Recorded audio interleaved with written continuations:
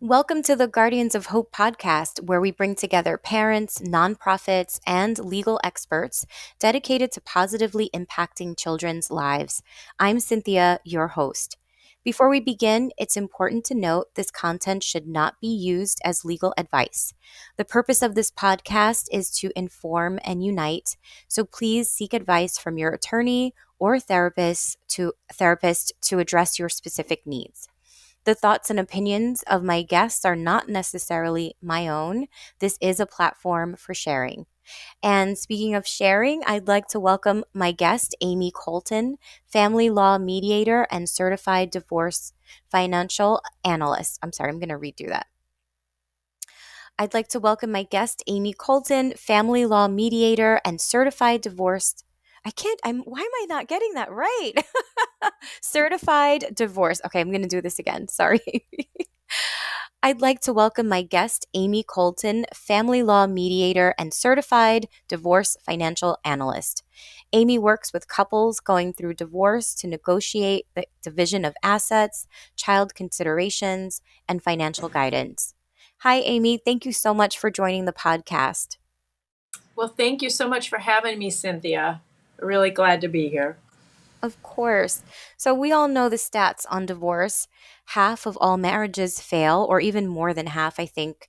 When I was growing up, parents stayed together for the sake of the kids, but now couples are more empowered and inclined to split. But how do they split amicably for the sake of their children? Let's talk about this. So, my first question for you, Amy, is how can couples split amicably? Why don't you tell us about your work? Okay, so that's the cornerstone of what I do. I I actually think that most people, when they think divorce, they think I have to hire a lawyer, and they do have to hire a lawyer. The question is at what point? And generally, if they start with lawyers, they're starting from a much more less amicable place because now you've relegated your discussions to the two lawyers, and there's four people having a conversation: the two lawyers and the two parties that are in discussion with each other, but they're no longer talking to each other. They're talking only to their lawyers. So when a lawyer is hired, they represent one party and they try to get what the one party wants, which isn't always realistic, because the way that I look at divorce is about negotiation. It's about finding a win-win solution. And that's really what I try to do in my practice at Divorce Made Simple, is come up with a win-win solution that works for everybody, as opposed to one person getting what they want and the other person not getting what they want. That's a zero sum. So I like to do as much work before the attorneys are hired and what the plan looks like, and see if we can't get to agreement. And that's where using mediation comes into play, because we have a conversation about what's in the best interests of the children. Thanks, Amy. And, that leads to my next question. What are the emotional and legal and financial aspects of divorce, and how can couples navigate through them? So, that I tell people all the time, when I look at divorce, you have to look at all three pillars. You have to look at the emotional, because it's a very, very emotional time in everybody's life. And you got to look at the legal aspects, because the divorce decree is a legal document. If you go to court, that's legal. So, and then there's the financial, and the financial actually gets a lot of times gets thrown by the wayside. But what if people fight about? Generally, people fight about the money. Now, sometimes they fight about the kids too, but it's generally about the money. So the way I look at it is, hey, when you're going through this time, you need emotional support, whether you get it from a group of friends or a social network, or you hire a professional, but you do need emotional support. You do need legal support, which is why you hire an attorney. And the legal part of it is child support, spousal support, custody. Those are the legal things that come up during divorce. But then there's also the financial and tax part of it, which could be the marital home. Do we stay in it? Who stays in it? Can they afford a mortgage? Or do we sell it? All those decisions. That's usually a very big financial decision because usually the marital home is the biggest asset that most couples have. But we also have to look at the other assets. How are they divided? Is there debt? How do we divide debt? What's the budget look like? Because I need to know if you're going to be able to survive after divorce. Because before it was two people contributing, now it's just one.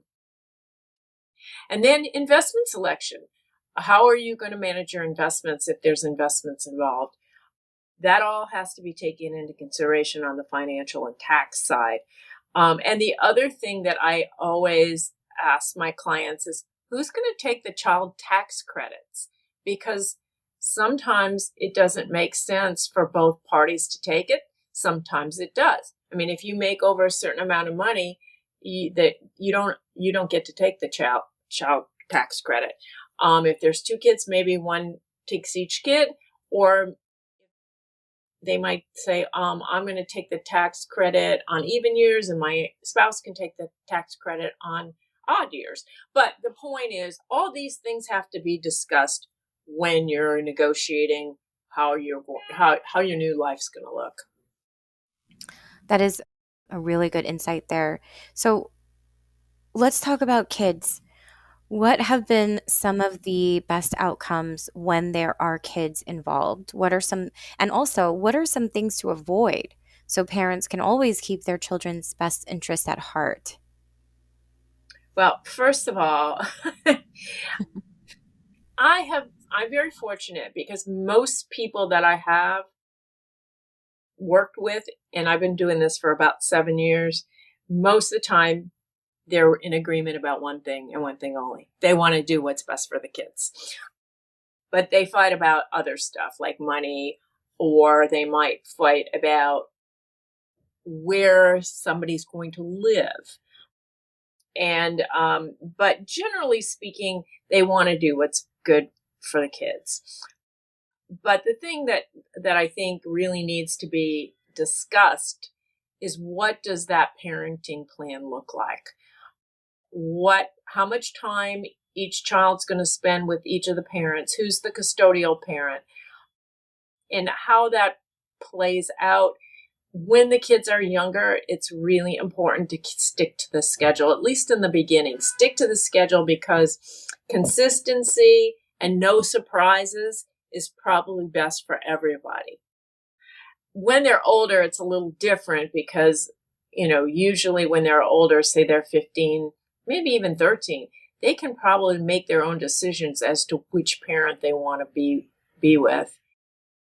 But generally speaking, if there's younger kids, it's good to put together a plan and stick to the plan. I think that consistency will help people get through this difficult time, which is different. Your life is different after divorce. And so the more planning you do around it and the less deviating from the plan, I think is in everybody's best interest.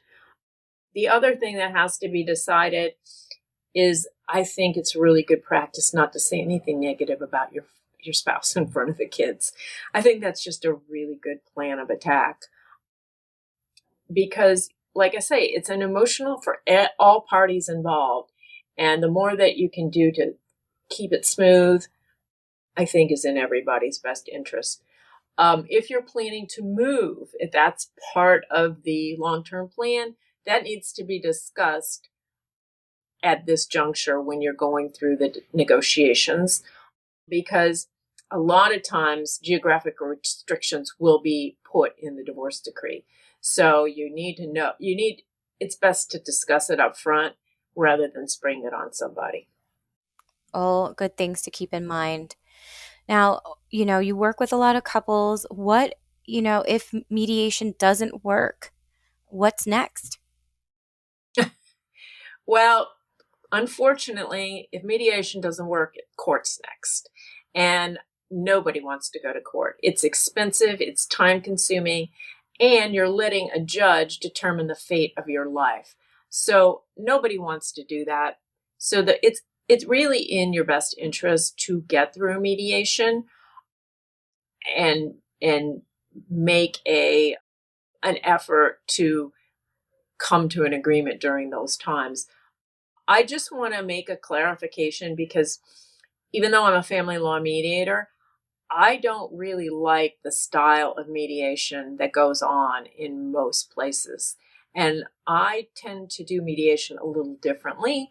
And most of the time, the couple will be in separate rooms during mediation, and the mediator will go back and forth between the two parties, trying to get them to come to an agreement. And some will take 4 hours, some will take 8 hours, and some will take however long it takes, but they do it in a day. And because divorce is such an emotional time, I really like to do it in 2 hour increments because when you're discussing things, generally one party hits a nerve and it's hard to continue when you're highly emotional. So by limiting it into multiple sessions of 1.5 to 2 hours each, it allows the parties to think about things, to get questions asked in the interim, to kind of cool off, and then they come back to the table to continue the negotiation, usually a week or 2 weeks later, depending on everybody's schedule. Got it, Amy. So, one more question for you. How long does mediation typically take? Well, again, it really depends on the individuals. Some I the ones that I have participated in now, the ones I participated in more as a financial advisor, but then the ones that I personally conduct, because the ones I personally conduct are not binding, but the ones where you do go into mediation, it depends on how long you think you need. So some parties will sign up for 4 hours. 4 hours is usually the shortest amount of time. Some mediators will do 8 hours, and some mediators, like I say, will do, hey, if we're moving forward, we're going to go and I don't care how long it takes. So they'll go to midnight, 1 o'clock in the morning, whatever it takes to get to agreement. Wow. Any final thoughts, Amy? No, the only thing that I really like to stress is that before hiring attorneys, it's really, really good to come up with a divorce financial plan. It will save you a lot of time, it will save you a lot of money. And like I said at the very beginning, it's a way more amicable way to approach divorce. So rather than hiring attorneys off the bat, I've worked with couples where we've negotiated everything and then I just turn it over to the attorney with all the information to write up the divorce decree.